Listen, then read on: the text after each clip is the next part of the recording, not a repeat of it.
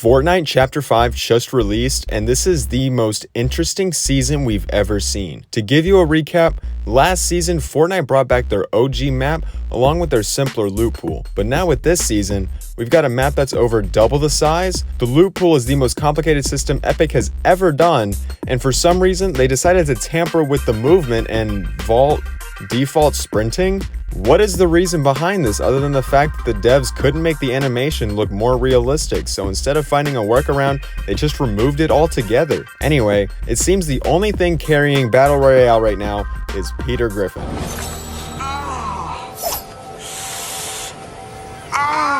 Yeah, so Fortnite must be experiencing some all-time lows right now, right? Well, no. They're actually seeing player counts even higher than the Fortnite OG season, which by the way, was the biggest player count they have seen since the original Chapter 1. So what's going on? Is there something on the new map that is so incredibly good that it's got millions of players logging on each day? No. It's actually 3 new game modes that Fortnite added along with their new chapter, and that is what we will be discussing today. So the first of the 3 we'll be discussing is Fortnite Festival. This game mode actually surprised me with how popular it is. For this first mode, we have a Guitar Hero inspired system where we get to play along with some of the world's most popular songs. There are 4 instruments you can play with each song, followed by your choice of difficulty. I was surprised by this mode being so popular because with Guitar Hero being such an old franchise, you would think that the system wouldn't work anymore to entertain the newer generation. Let me explain. Guitar Hero started its journey back in 2005, and around that time, teens and young adults were the typical community this franchise appealed to. So this generation of players were born between the late 80s and the early 90s. Entertainment for this generation was vastly different compared to what it looks like today. Gaming, especially back then, was much slower paced, but this new game decided to try something different and have a game that would have players hyper fixated on their screens trying to match up with every single note popping up on the screen. And if you've ever seen a video of someone playing Guitar Hero with a high difficulty on YouTube, you know that completion with a good score looks like a near impossible feat. But regardless, the game took the world by storm and sold millions of copies. It even got itself some sequels. Since 2015, however, no new Guitar Hero has been released, seemingly because of the continual decline of the music genres at the time. So that was it, the end of a 10-year-long era. But now Fortnite decided to take a leap of faith, or a smart business strategy, to revive the system with modern favorites, and it's an absolute hit. I wouldn't be surprised if Guitar Hero ends up seeing the success and contemplates coming back with a new release within the next few years.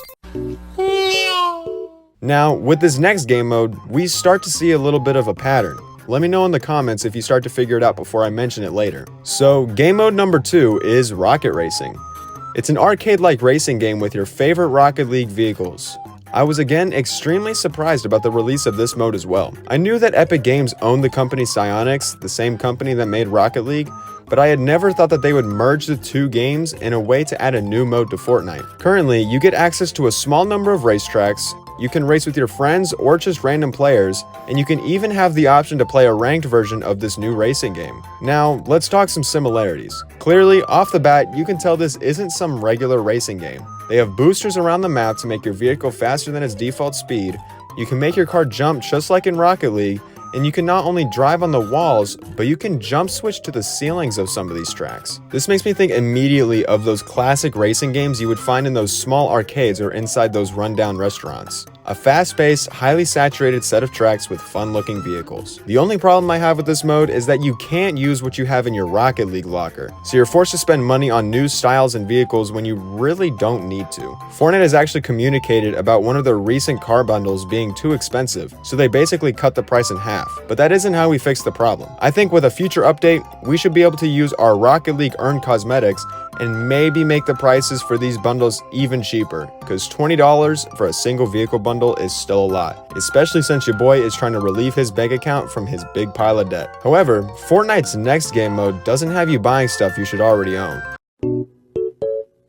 Lego Fortnite has got to be the least expected thing that could have happened with this game. I mean, it was teased before the other 2 game modes, so in a way it was expected, but you get what I mean. In this mode, we get an open-world, procedurally generated survival world built with Fortnite Chapter 5 graphics, but with everything you can interact with, it turns into items made entirely of Legos. You cannot tell me this wasn't their way of bringing the Minecraft community into Fortnite. Except now, instead of blocks, it's bricks. And to be honest, this is a step up even Minecraft can't do. Legos have tons of small intricate parts that can be used to make incredible designs and structures, while Minecraft on the other hand is limited to blocks that most of the time take up about a cubic meter worth of space. This leads to more clunky designs and builds that, if made on a small scale, doesn't really look that good. Now, all you Minecraft fans, listen up. I know this means that you're supposed to just use your imagination and creativity, but when there's a more accessible game that does the system better, imagine not trying at least to play this game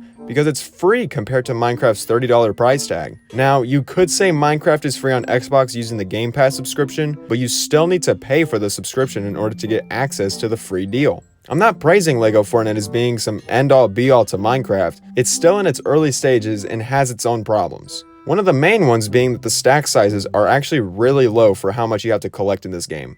Oh wait, they already fixed that. Well, at least Minecraft has some decent updates that come out every year, something LEGO Fortnite will probably end up following as well. That's what I would say, at least, if Fortnite wasn't updated literally almost every single week. I wouldn't be surprised if they had a whole team working on LEGO Fortnite and came out with just as many updates that frequently. But let's hope they add some new, innovative things rather than just copying what Minecraft has done. If done right, it's possible this could turn into what Terraria was supposed to be. So these new modes are here to stay and everyone loves them. But do they love them because they're good? Or could it be the same strategy they used in their last season? I believe Fortnite OG was only so popular because on one hand, the game was simple. But on the other, bigger hand, it was their use of nostalgia to get us playing. The player count before the OG season was good, but nowhere where it could be. So they got all of their old players to come back by bringing back things we loved from the old season. This same strategy could be in use right now in front of our very eyes. Let me explain. The first game mode we discussed is a reinventing of Guitar Hero. That is a calling for old fans of that franchise to give this one a shot to see if they like it just as much. The second game mode being just like those old racing games you found at arcades, they want you to feel just as rewarded as you felt when you played those old racing games and won. Or maybe you didn't win, who knows, maybe you suck. And then the third game mode. I personally have not met a single person in my life who hasn't interacted with Legos at least once. And for the gamers out there, this mode may even feel like those classic LEGO Star Wars, Harry Potter, or Jurassic Park games. They're taking aspects of our nostalgic childhoods and morphing them into new and enjoyable games for us to play here in the present. Or are they just enjoyable for those reasons? Anyway, that was just my tinfoil hat moment. Or I guess we could call it a game theory! I'm sorry, MatPat, any theory in games nowadays, it just had to be said. Don't hurt me. Overall, even if this is just a nostalgia scheme, these modes are still super fun and I will most definitely be playing them. But now, time to rate these game modes on the WaterRock scale. First up, we got Fortnite Festival with a WaterRock certified rating of a 7.7 out of 10. I'm personally really bad at the Guitar Hero system of having to time my button presses, but it's still fun to play with friends, and I've been getting better. Next, we got Rocket League with a rating of 8.2 out of 10.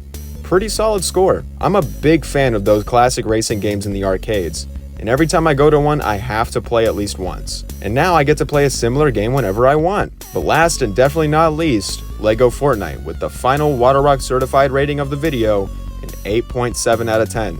I love Legos and I love Minecraft, and right now I don't have access to Minecraft. So I tried this game mode out and I love it so much. It's got big potential to do something massive. That is, if people cannot kill the game first with their 100 days content. Seriously, stop. Just play the game without trying to speedrun stuff for once. But you know what I am gonna speedrun? This outro so my retention doesn't suck. If you enjoyed this video, you will definitely love this one where I talk about OG Fortnite and how it low-key kinda sucks. If you enjoy my style of content, subscribe because I upload every other week just like this. Thanks for watching. Don't forget to click the video on the screen. Bye!